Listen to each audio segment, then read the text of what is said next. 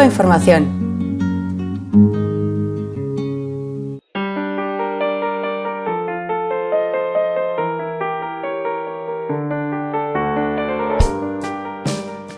Vamos a conversar en Cuba Información con Cristina Escobar, periodista cubana. Tenemos el grato placer de tenerla en nuestro estudio y tenemos el placer de acompañarla en una extensa gira por 12 ciudades del Estado español, donde va a impartir diferentes conferencias sobre el momento de las relaciones entre Cuba y Estados Unidos y también sobre los retos que esto implica para el periodismo en la isla. Un periodismo, el cubano, que está también en proceso de transformación, lo mismo que el propio modelo económico del país. Cristina fue o ha sido la primera periodista cubana residente en Cuba que pudo hacer una pregunta o varias preguntas al portavoz de la Casa Blanca en Washington hace unos meses, en el mes de mayo, después de 54 años. Y bueno, Cristina, ¿qué le preguntaste? Bueno, aunque la pregunta que le dio la vuelta al mundo y que la mayoría de los medios titularon fue la referida a que si el presidente Obama iría a Cuba, y el vocero Josh Earnest respondió con una sonrisa en los labios que sí, que estaría encantado. Realmente yo le hice muchas otras preguntas que a los medios internacionales no les interesa mucho posicionar. Le pregunté, por ejemplo, si los diplomáticos estadounidenses, después de abierta la embajada, en ese momento no se había abierto aún, iban a seguir teniendo el comportamiento violatorio hacia la ley cubana y además de violatorio de la Convención de Viena sobre temas diplomáticos, si los iban a seguir violando, por ejemplo, cosa que ha pasado durante muchísimo tiempo y se ha referido el presidente cubano. También le pregunté sobre si los programas de cambio de régimen, que es una sombrilla de programas intervencionistas en Cuba a los que se le dedica mucho dinero y se cometen muchas ilegalidades, por ejemplo, transmisiones de televisión y radio ilegales que no se escuchan ni se ven en Cuba, pero que los ciudadanos estadounidenses siguen pagando porque lo pagan a través de sus impuestos, sobre si esos programas de régimen continuarían. Por supuesto, su respuesta, yo no estuve de acuerdo con la mayoría, pero era una conferencia de prensa. Y una conferencia de prensa, uno pregunta y la persona tiene derecho a responder. Por cierto, muchos de esos contenidos también en mi reporte estuvieron presentes después y puestos al aire en la televisión nacional en Cuba. Cristina, tienes 28 años, ¿no? Recién cumplidos. Recién cumplidos, felicidades. Gracias. Bueno, a veces se te presenta como el nuevo rostro joven, una periodista joven en la televisión que está, bueno, pues cambiando un poco el rostro y la voz de algunos de los programas de la televisión, de programas informativos. ¿Cómo se llega, con tu edad, con tu formación, cómo se llega a la televisión cubana? Bueno, la verdad a mí no me gusta todas esas referencias en torno a mí porque realmente yo soy producto de un grupo de jóvenes que desde otros medios menos visibles que la televisión, porque en Cuba es un país de televisión y se ve mucho, todo el mundo en la casa tiene uno y pues se ve muchísimo, pero realmente hay, por ejemplo, el jefe de las páginas internacionales del periódico Granma es un jovencísimo periodista que estudió conmigo y es el jefe de las páginas internacionales del periódico Granma. Te puedo decir que hay muchísimos en la Agencia Prensa Latina, que hay otros en la Agencia Cubana de Noticias, en Cuba Debate. Los periodistas cubanos los jóvenes están en todas partes y ahora mismo hay una cantidad de posibilidades y oportunidades de trabajo y realización profesional desde los medios públicos en Cuba. ¿Y cómo se llega? Bueno, mira, hay gente que hay muchos mitos, ¿no? Y muchas historias y cuando uno se vuelve un poco visible, pues eso aumenta. Yo fui una estudiante muy asidua al aula, muy estudiosa y tuve buenos resultados y en Cuba cuando uno llega a quinto año en la universidad, cualquier cosa que uno estudie tiene derecho a un empleo.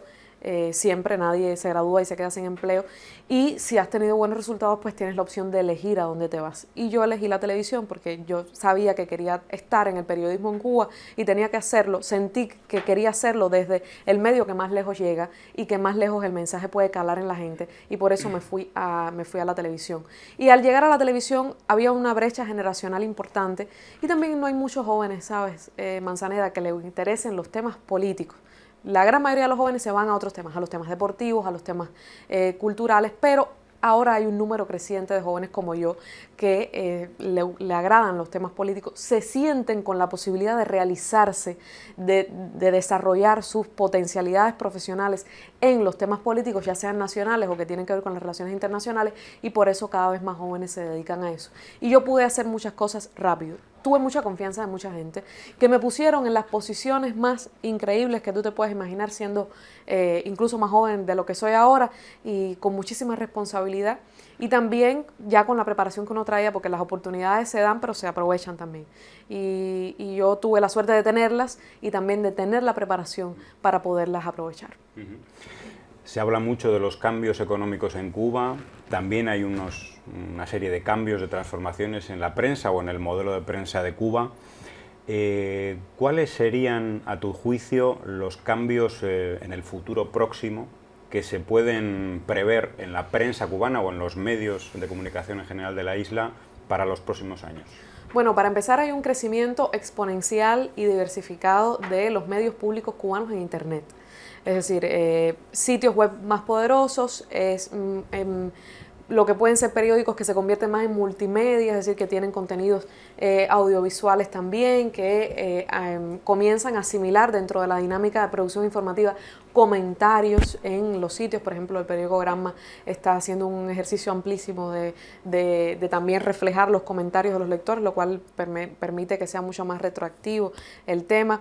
El tema de, por ejemplo, en Cuba Debate también hay una gama de comentarios amplísima. Hay quien se lee, no se lee la nota, se lee la cantidad de comentarios de la gente que participan muchísimo desde Cuba.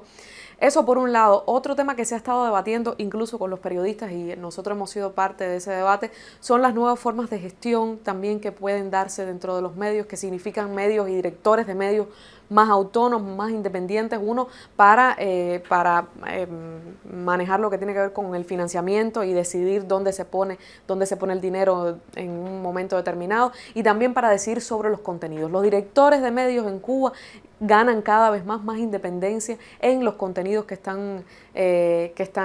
publican sus propios medios, y también que estos medios pues sus contenidos vayan más lejos, no solamente es quedarse en sus propios lenguajes, sino también en convertirlo más multimedia. Eso lleva también preparación. Por ahí las nuevas generaciones tienen mucho trabajo y mucho que hacer, porque vienen con las herramientas de las nuevas tecnologías, del internet y de las formas de comunicación de internet, el uso de las redes sociales, en una Cuba que cada vez se conecta más a internet, más puntos de conexiones inalámbricas, y también más internet en sentido general. Es decir, en los trabajos, las personas se conectan de diferentes maneras, y en un escenario de comunicación en Manzaneda muy interesante, de consumo alternativo de información.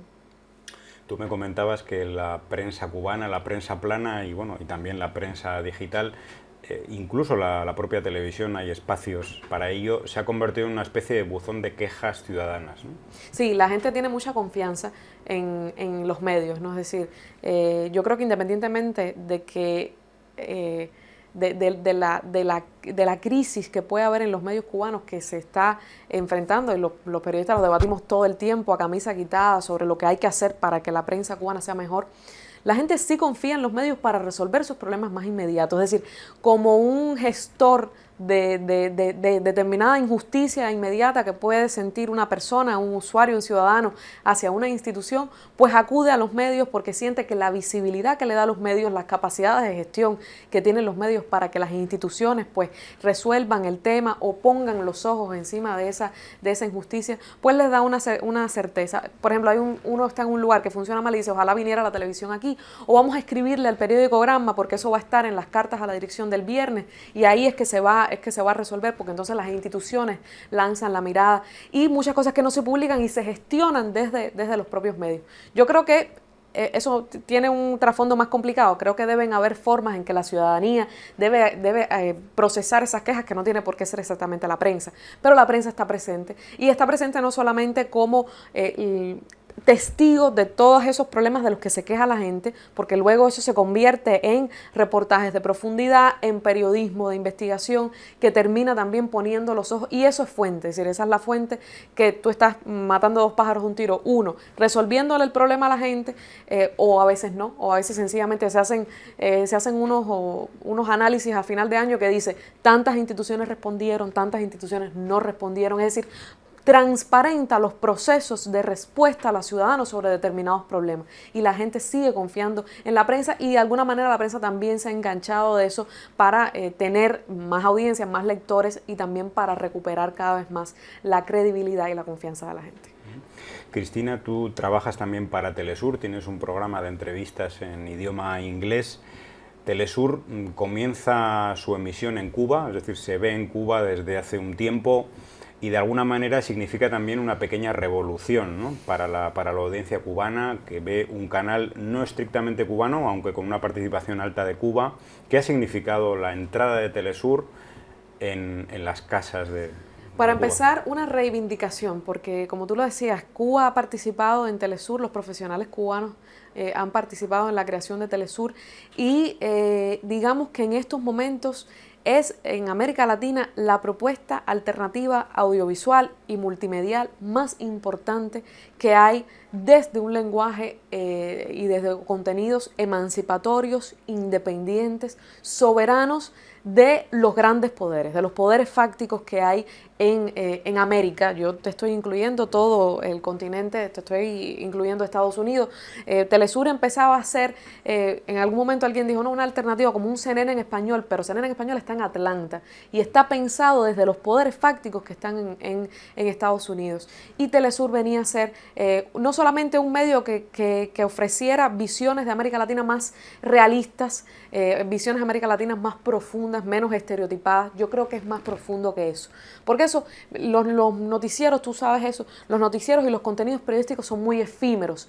Yo creo que lo que hace Telesur más importante y es la huella más importante que tiene, y por eso creo que hay que salvarlo a toda costa de cualquier riesgo que pueda tener el hecho de que se mantengan al aire o no, que es crear un ciudadano preparado, un ciudadano emancipado, un ciudadano que diga, que sea capaz de juzgar entre las diferentes fuentes de información que existen, que le enseñe que existen las redes sociales, que le enseñe que existen medios de derecha y que lo que tiene que estar el ciudadano es preparado para eso. Documentales de una excelente factura, una cantidad de información contextual muy interesante en torno a los temas de América Latina, todo lo que tiene que ver, por ejemplo, con el tema de Colombia. Es decir, vamos a entrevistar, vamos a saber qué piensa Santos, pero vamos a entrevistar al jefe de la FARC y vamos a hacer una entrevista a profundidad y poner la voz de la gente. ¿Y quiénes son las víctimas de ese conflicto? No son esos líderes, las víctimas de ese conflicto son los que tienen que contarlo. Con el tema de Cuba también. Dentro de Cuba, Manzaneda, Telesur ha sido un fenómeno. Para nosotros es una gran competencia. Es una realidad, una cosa, es un canal de 24 horas como es Telesur, con corresponsalías en el mundo entero, y los medios públicos cubanos que son, en términos de recursos, más pequeños, pero yo no lo veo como un problema, yo lo veo como una gran oportunidad porque la gente tiene la posibilidad de informarse de otras formas, de informarse de otros temas con otra dinámica y rutina productiva periodística. Entonces, para nosotros lo que debe representar eso es una oportunidad de crecimiento y también de ubicarse cómo funciona el mundo. Eso es inédito en el escenario de medios en Cuba, tener competencia, que Telesur es una, pero hay otras muchas, porque el escenario de consumo de medios en Cuba es cada vez más desestructurado y la gente tiene muchísimas opciones. Cristina Escobar, del 17 de noviembre al 4 de diciembre, por 12 ciudades del Estado español, invitada por este medio, por Cuba Información y por todo el movimiento de solidaridad con Cuba, numerosas organizaciones que están interesadas en que se difunda la verdad de los periodistas en Cuba. Pues muchas gracias por tu visita, Cristina, y hasta muy pronto. Mucha suerte. Gracias.